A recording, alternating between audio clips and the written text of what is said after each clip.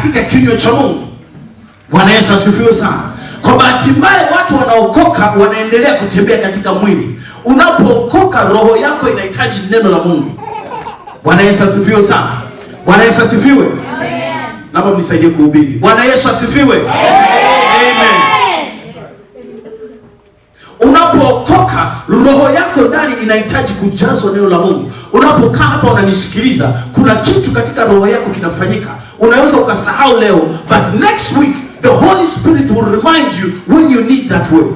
Unapohitaji lile neno, when you are discouraged, unapokuwa umekata tamaa, unakaribia kuachilia, then linakuja neno ambalo mtumishi wa Mungu alihubiri mahali, linakuja linakutia moyo. Amen. Sasa wewe hutaki neno la Mungu, utatiwa moyo na kitu gani? Utaweka mamiziki mabovu ya kutia moyo. Kakaangu Mari, welcome. I'm happy to see you. Nilikuwa nafanya kazi na mtu mmoja ananisaidia gari. Bwana ni sigara tu ndio zinamsaidia kumpoza akili. Akishaona mambo yamekuwa magumu nini na nini na baridi na nini, basi ni sigara. Bwana Yesu asifiwe sana. Sisi tulio watu wa Mungu, neno linatujia kwa wakati wake. At the right opportune time, the word of God comes to you. Unapokutana na jaribu, unatamani umtukane mtu, unatamani mtupe nje, unatamani mfinyange, unatamani uende kwenye Facebook uanze kuandika maneno machafu. Roho wa Mungu anakukumbusha kwamba wewe mtakatifu, wewe ni mtu wa Mungu aliye hai, wewe ni mtoto wa Yesu ambaye Yesu mwenyewe alidharauliwa, na wewe ni nani? Kama Mungu alidharauliwa, who are you? Nanisikia watu wa Mungu? So when you need the word, it comes to you at the right time to build you up. Na ndivyo tunavyoshinda mitihani ya kiroho. Unajua iko mitihani ya kiroho, si ndio? They are spiritual exams. Sometimes we fail those spiritual exams, sometimes we succeed. The only way to overcome any spiritual obstacle, it is through the word. Hallelujah. Hallelujah. Hallelujah. Ndio maana Mkristo anaingia kanisani na kusikiliza neno na kulitenda neno ni tofauti na mtu ambaye hafanyi. They are very different people. Amen. Tutasoma andiko lingine pia. Tusome katika Waefeso 2:18 mpaka 28. Ephesians chapter 2 verse 18 to 22. Ephesians chapter 2 verse 18 to 22. Ephesians chapter 2 verse 18 to 22. Tunaendelea kuzungumza kwamba wewe kama ni Mkristo, this is my point right now. If you're a Christian, you need the word of God. Kama wewe ni Mkristo, unahitaji neno la Mungu. Kujilisha wewe mwenye neno la Mungu na kulisikia neno la Mungu lililo safi. Leo hii kuna maneno ya Mungu ya kila namna, na watu wanasema ni maneno ya Mungu, but they are not the word of God. So you need to plug yourself at the right place. Hallelujah. Amen. Glory to God. Amen. So Ephesians chapter 2 verse 18, listen to this. Neno la Mungu linasema hivi: Kwa maana kwa yeye sisi sote tumepata njia ya kumkaribia Baba katika roho moja. Basi tangu sasa ninyi si wageni wala wapitaji, bali ninyi ni wenyeji pamoja na watakatifu, watu wa nyumbani mwake Mungu. Mmejengwa kwa msingi, mmejengwa juu ya msingi wa mitume na manabii, naye Kristo mwenyewe ni jiwe kuu la pembeni. Innocent read this word a couple weeks ago. Kwamba Yesu mwenyewe ndio foundation, yeye ndio jiwe kuu la pembeni, na sisi tumejengwa juu ya huo. And in fact nasema Yesu ndio jiwe kuu la pembeni, na mafundisho ya mitume ndio nini? Ndio msingi. Neno la Mungu ndio msingi wa maisha yako. Not your girlfriend, not your boyfriend, not your friend from some other place, not the internet, not YouTube. You need to feed the word yourself. Lazima ufungue kurasa hizi, useme Mungu ninaomba useme na mimi kupitia mambo uliyosema huko katika hali.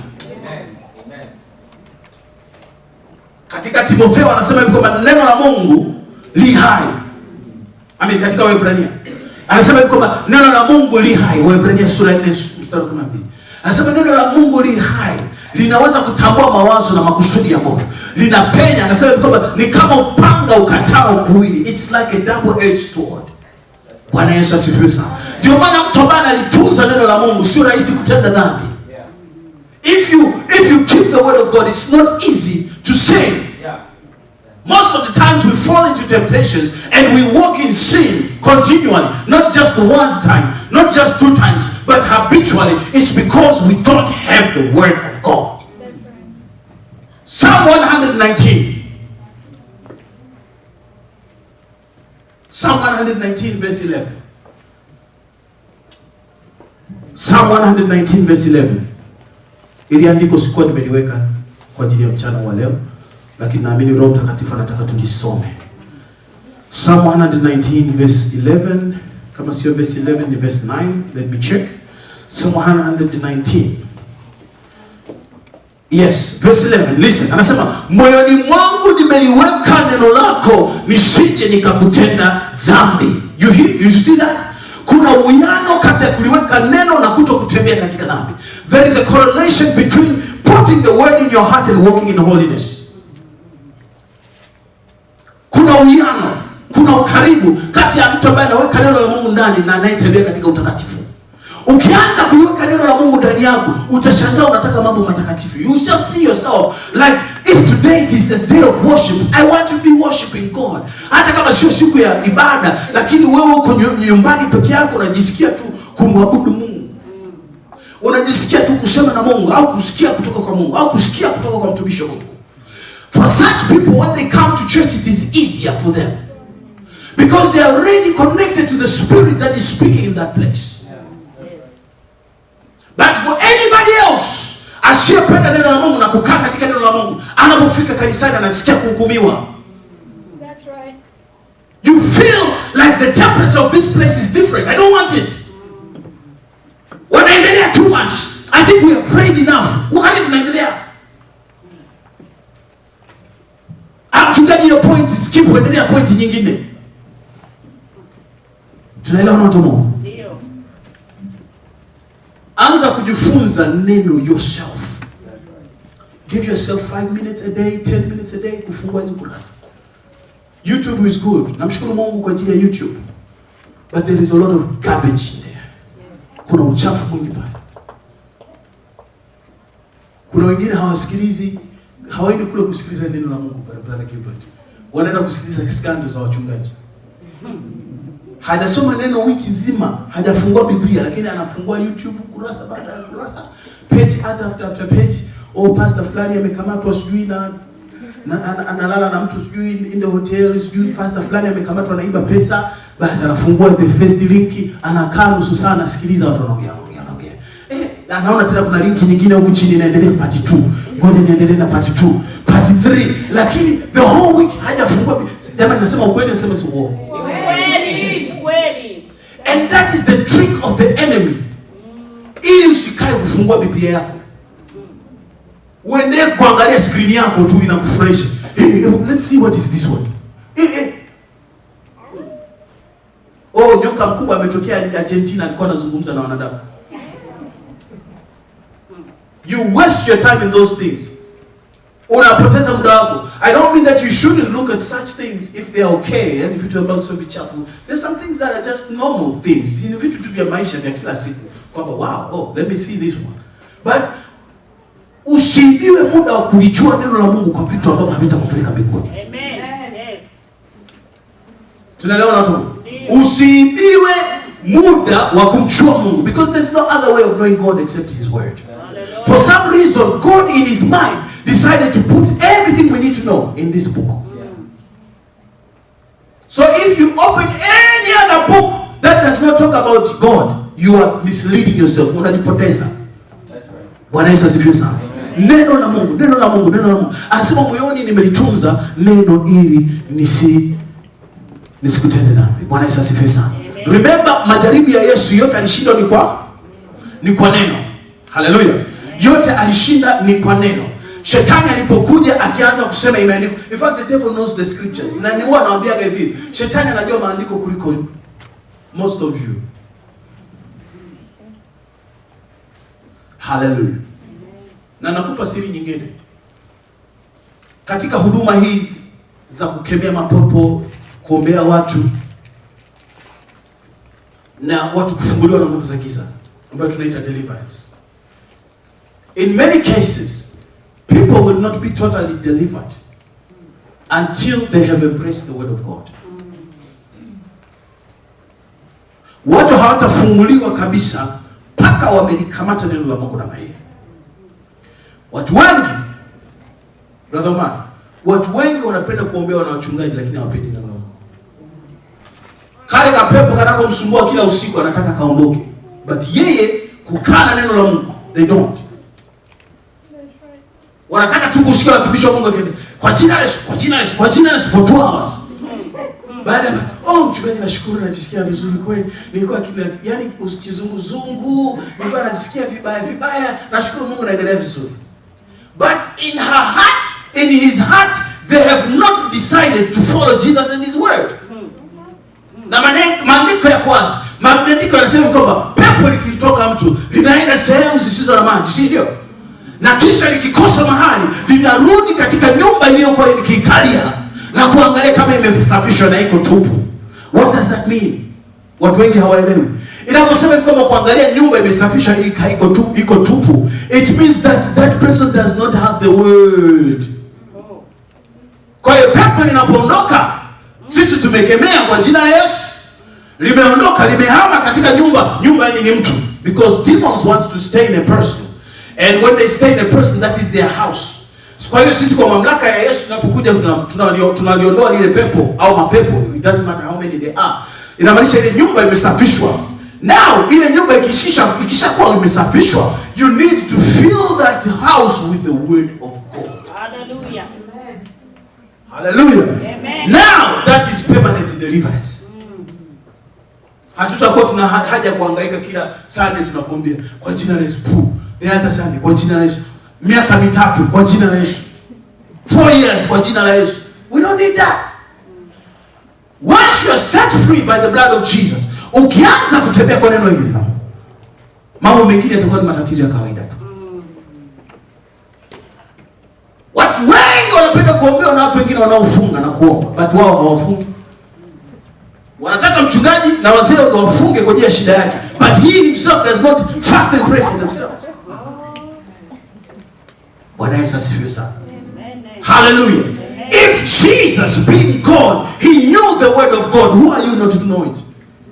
Yeye Yesu akiwa ni mkamilifu, ni Mungu, yeye ndiye ameumba kila kitu. Yeye mwenyewe alijua neno la Mungu. In fact, he studied it. Because ni kawaida ya Wayahudi tokea wakiwa wadogo wanajifunza neno la Mungu. Nakumbuka Yesu akiwa na miaka 12 hekaluni, si ndio? Unadhani alikuwa anaongea nao habari gani? Unadhani alikuwa wanazungumza kuhusu kufungua Instagram? Kuangalia how many likes and how many friends they have on Instagram? No, Biblia inasema kwamba alikuwa akizungumza na watu pale hekaluni habari za Mungu.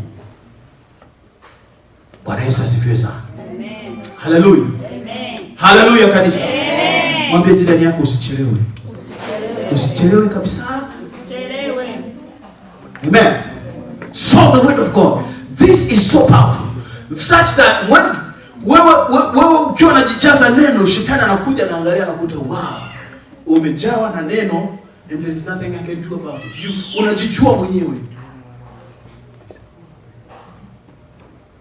Kuna kitu kimesemwa hapa very powerful katika ibada ya leo hii kwamba shetani huondoka kwa muda, si ndio? And he did that with Jesus too. Just because he's not there in your life right now, it doesn't mean that he will come back. He won't come back. Does this make sense? Yes. Kwa hiyo kuna wengine tunalingangania neno la Mungu tunapokuwa na shida because you want the word to work in you. Unataka ile neno litende kazi ndani yako, kwa hiyo uko na shida bwana, unaanza kulingangania neno la Mungu. Unamwambia mchungaji, jana usiku wote ule nilikuwa nasoma wa Kolosai, I was just reading the book of Colossians the whole night yesterday. It is because uko na shida. Zile shida zikikuachia wa Kolosai utasahau kama iko kwenye Old Testament au iko kwenye New Testament.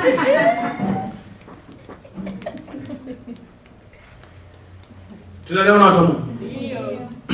Tunaelewana? Ndio. Make it a constant habit, even if it is 5 days. 5 minutes. Kila siku kukaa katika neno la Mungu. Not because you need anything, but because you need the word. Kwa sababu wewe unajua kwamba mtu hataishi kwa mkate peke yake, bali kwa neno.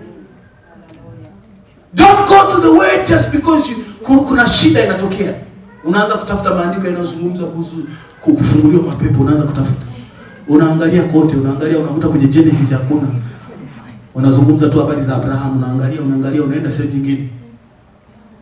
Don't do that with God. Bwana Yesu asifiwe sana. Lipende neno la Mungu. Haijalishi uko katika mafanikio au mafanikio yanaonekana yako mbali, haijalishi kama uko na shida, haijalishi kama uko unatembea kwenye raha, haijalishi kama ndoa yako inafanya kazi sasa hivi au haifanyi kazi, just stay in the word. Amen. You know why? Because unapokaa vile ndio unajijenga. My brother Rodrigo will tell you, he doesn't just exercise and get fit just because he has a fight tomorrow. Sindio? Hao watu wa boxing hawafanyi mazoezi tu like okay, tomorrow I have a fight, ngoja nifanye mazoezi leo. In fact utashindwa. They stay fit the whole year. Haijalishi kama yuko scheduled kufight wiki hii or 3 months from now au 6 months from now, yeye kila siku anatokea gym. Haijalishi kama yuko na mtu wa kufight naye au yeye kila siku anatokea gym as scheduled. Hallelujah. Amen. Now this is what happens for most Christians when the devil shows up and when he comes to your home and to your affairs, you're already too weak to fight him. Shetani anapotokea katika maisha yako na katika issues zako, wewe tayari uko ni mlegevu sana, hawezi kupambana naye. But guess what? Kama kila siku ungekuwa unajibidisha katika kile kidogo, unajikaza, unajitia nguvu kwamba najua mwili umechoka, but mwili huu nitauguruza kwa ajili ya Yesu, mwili huu nitautisha chini kwa ajili ya kusudi la kumtafuta Mungu. Haijalishi niko napitia mazuri, magumu, makali, na haijalishi whatever is going through all my life, I'm just going to continue seeking God kidogo hivyo. Guess what? On the day when you need deliverance from God, utashangaa. Siku unahitaji Mungu akusaidie, utashangaa msaada uko hapo. Hallelujah. Amen. Don't play catch up. Kuna wengine they're trying to catch up. Wako tayari kwenye shida ndio inabidi sasa. Utashangaa jinsi ambavyo sisi wachungaji tunawaona watu wakiwa kwenye shida ambao huwa hatuwaonaki wasipokuwa na shida. They will clear their schedule. Somehow utashangaa ni schedule yake iko clear. Oh, pastor, I can see you on Friday. Na unajiuliza, Friday huyo haonekanaje, but how come somehow they can see you on Friday? Ni ile shida imeclear schedule ya kila kitu. Now that tells you that they can possibly, hata pasipo shida mtafuta Mungu, they can put a schedule for God even if they are not walking in issues. Number 2, in fact, kabla tuende number 2, Timotheo, 2 Timothy chapter 4 verse 1 to 2. 2 Timothy, Timotheo wa pili sura ile ya 4 mstari wa kwanza mpaka wa pili. Timotheo wa pili, 2 Timothy chapter 4 verse 1 to 2. Nasema na kuagiza mbele za Mungu na mbele za Wakristo, mbele za Kristo Yesu atakaye wahukumu walio hai na waliokufa kwa kufunuliwa kwake na kwa ufalme wake. Lihubiri neno, uwe tayari wakati ufao. In fact, tuachane na andiko hili, tutalisoma baadaye. I'm sorry, just leave that, just keep that scripture aside. Amen. Lakini at least nimekupatia Matendo sura ya 2 42 na Waefeso 2:18 mpaka 22. Point number 2, kuhubiri injili kwa wenye dhambi. Tumeitwa kuhubiri injili kwa wenye dhambi. Bwana Yesu asifiwe sana. Hallelujah.